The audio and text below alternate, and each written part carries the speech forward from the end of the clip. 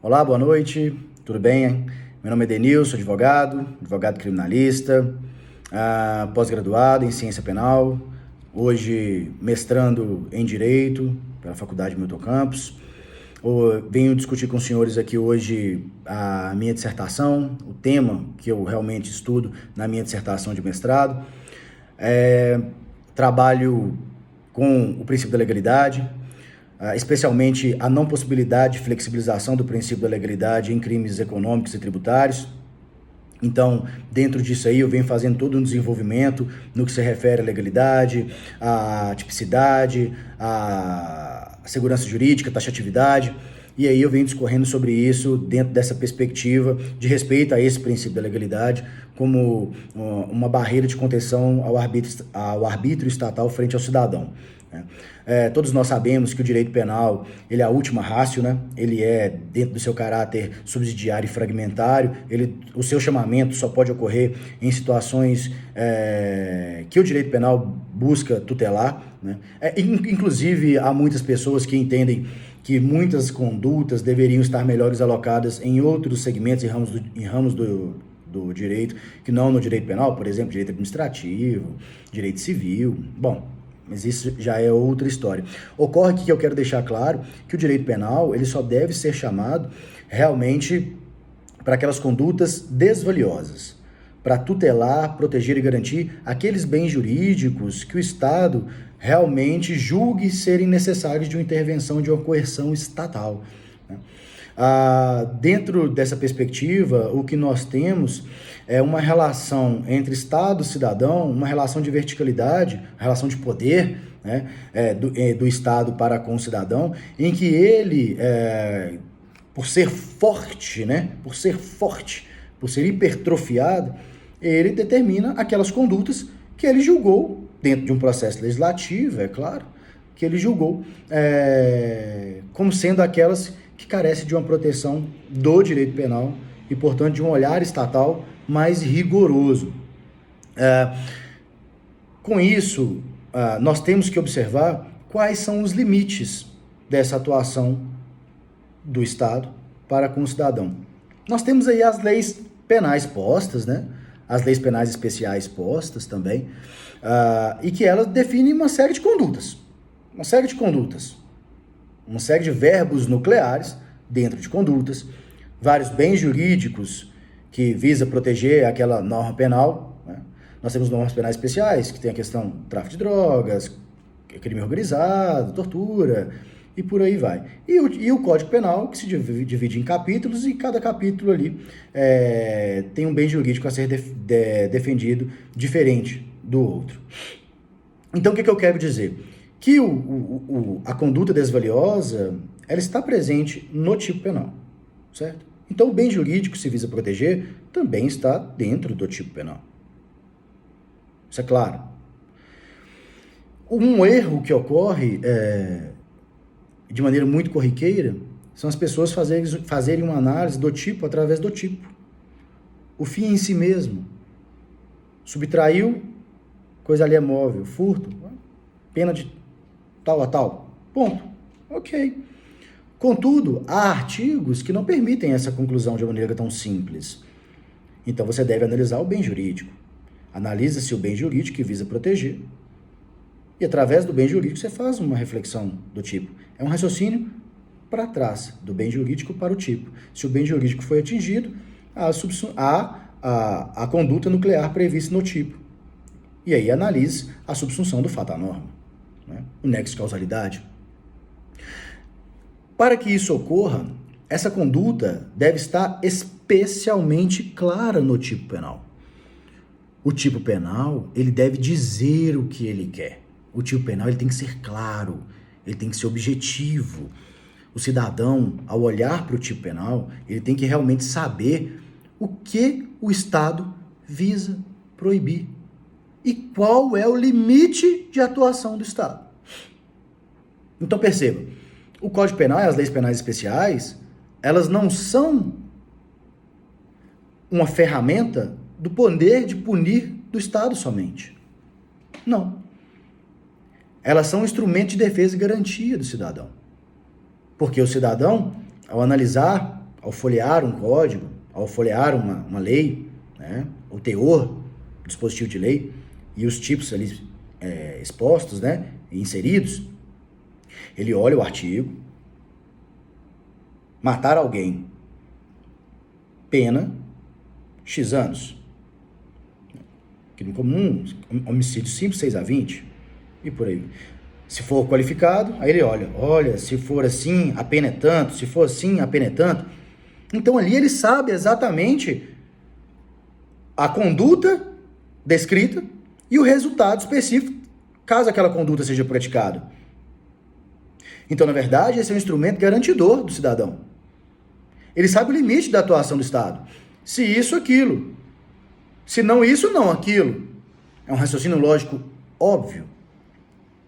Então, as leis penais e o Código Penal é instrumento de defesa e garantia de cidadão frente ao Estado. Dentro dessa relação de verticalidade, Estado, cidadão, estão em perspectivas diferentes, né? Então, essas ferramentas, na verdade, determinam os limites de atuação do Estado e não o poder de coerção do Estado por si só. Ocorre que nem todos esses dispositivos normativos, nem todos esses tipos penais, eles oferecem uma interpretação em si próprios. Eles não deixam claro o bem jurídico a ser tutelado e não deixam claro a conduta desvaliosa a ser praticada. Na lei que define as condutas sobre o crime, sobre o sistema financeiro nacional, artigo 4º, fala o seguinte: gerir fraudulentamente a instituição financeira. Reclusão de 3 a 12 anos. O parágrafo único desse artigo, que é a Lei 7492 de 86, de 86, no parágrafo único deste artigo, a pena é diferente. Normalmente as penas dos parágrafos são maiores do que do caput, nesse caso é menor. 2 a 8 anos. Mas perceba a conduta descrita no parágrafo único deste tipo penal do artigo 4º. Se a gestão é temerária. Aí o cidadão olha, lê e fala. E pensa, ou fala, que diabos é gestão temerária? Onde diabos eu vou descobrir se o que eu estou fazendo aqui agora, dentro da minha empresa, é temerário? O que é temerário? O que é temerário? Não sei. Ele vai falar, não sei. Ele vai perguntar pro contador dele, o contador, pode ser isso, pode ser aquilo. Pode ser isso, pode ser aquilo. No caso concreto, né, em um processo, como que se resolve isso? A lei não diz. Porque a lei não explica o que é gerir fraudulentamente. A lei não diz o que é gestão temerária. Não há isso. Não há essa explicação normativa dentro de nenhuma legislação. O aplicador da lei, neste caso concreto, ele vai ter que se valer, é uma norma penal em branco, ele vai ter que se valer de um conceito que está fora dessa legislação. Ele vai ter que ir lá nas normas do Banco Central, verificar o conceito de gestão temerária, na legislação que fala sobre o sistema financeiro, o que é gestão temerária, quais são os requisitos, e transferir todo esse arcabouço conceitual e normativo para dentro de uma lei penal. Insegurança jurídica. Prejuízo da tipicidade. Rejeição da taxatividade. Esse poder do cidadão, do Estado, para com o cidadão, que já era forte, ficou muito maior. O Estado está muito mais hipertrofiado em um caso como esse, porque dentro do caso concreto ele pode definir o que é. Ele pode mudar aquele conceito de gestão temerária de maneira com a portaria, com a resolução. Dentro de um processo legislativo não é assim. Então, qual que é a nossa barreira aqui? Tipicidade, taxatividade, segurança jurídica e especialmente a legalidade. O princípio da legalidade, ele é o último muro de contenção ao arbítrio estatal. Depois dele, não há mais nada a se defender. Então, essa legalidade, ela não pode ser flexibilizada. Ela não pode ser tensionada. Ela está aqui, você não pode tensioná-la, curvá-la para atender os interesses desse aplicador da lei, a vontade desse aplicador da lei. A segurança jurídica, ela deve ser preservada, a linha deve ser reta. Eu tenho que vislumbrar no começo, eu tenho que olhar para o horizonte e perceber as condutas que são desvaliosas. Esse tipo é um tipo, ele é clássico, né? Ele é citado em várias doutrinas, explicando essa questão da falha, né? Da tipicidade, da segurança jurídica e da legalidade, porque ele não possibilita uma real compreensão através de si próprio. Ele não é taxativo, né? Ele é inteligível a partir de si mesmo. Então, dentro dessa perspectiva, há que se observar a necessidade dos limites estabelecidos pelo próprio princípio da legalidade, uma vez que, como eu disse, o direito penal é a forma mais grave de intervenção do Estado nos direitos individuais da pessoa humana. Se não observarmos essa legalidade, se começarmos a flexibilizar esse princípio da legalidade através do discurso, ou dentro daquele discurso do momento, o cidadão não vai ter nada. Essa relação de poder do Estado e de garantia do cidadão para que esse poder do Estado não seja tirano, ele não vai conseguir bater no muro. Não tem muro mais. Não tem muro. O direito do cidadão, que estava aqui, o direito e garantia do cidadão, de saber os limites de atuação do Estado, o muro ultrapassou. Então o Estado vem, dependendo, se ele quiser, dentro daquele caso concreto, porque ele não tem limite. Ele pode tensionar a legalidade, ele pode flexibilizar a legalidade. Ele pode vir e bater no cidadão. Não tem mais direito de garantia. Não tem mais segurança jurídica. Então, o princípio da legalidade, ele representa um principal papel ao limite do poder de punir do Estado. O princípio da legalidade, e somente através dele, né, que podemos desenvolver a teoria do crime, a teoria da pena.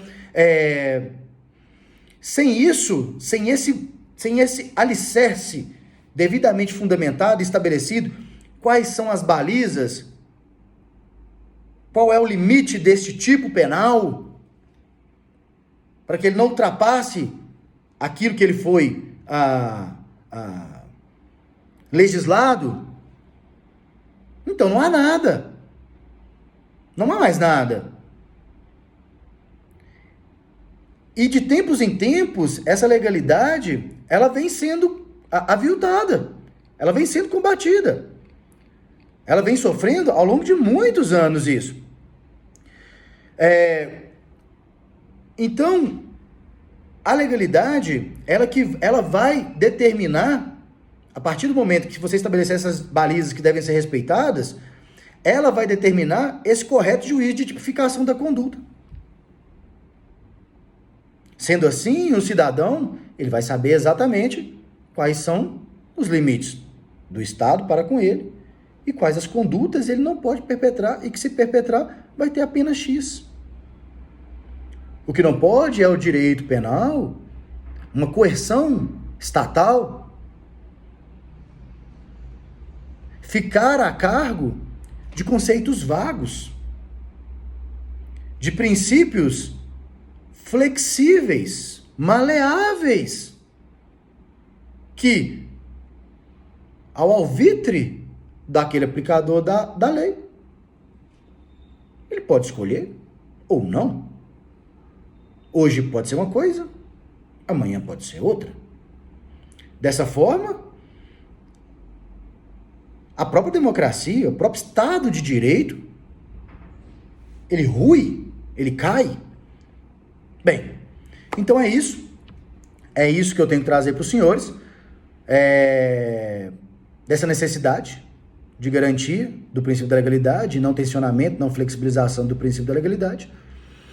E é isso. Um abraço a todos. Tchau, tchau.